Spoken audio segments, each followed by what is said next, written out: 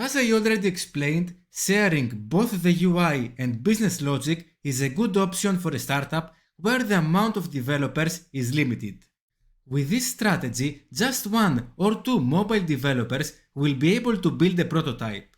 With this prototype, the startup can already start serving users as well as securing investor funding. But I wouldn't consider this the best option for a large-scale enterprise application. When building an extensive application, I suggest sharing the infrastructure and business logic with KMP while keeping the UI native. Apple and Google do not sit still. They are in a constant innovation race. They always come with better design guidelines and components that shape the UX trends and users' expectations.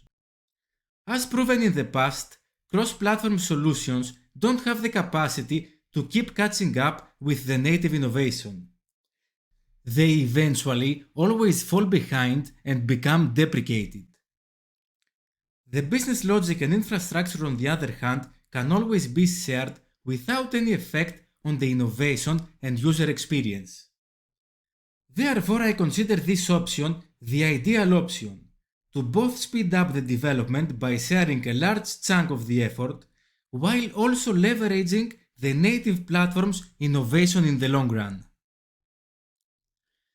So this is the KMP strategy that we will mostly focus in this course. Keep the innovation up with native UIs built with Jetpack Compose and Swift UI, while sharing the infrastructure, business logic, and boilerplate code. That's the way to proceed in mobile development.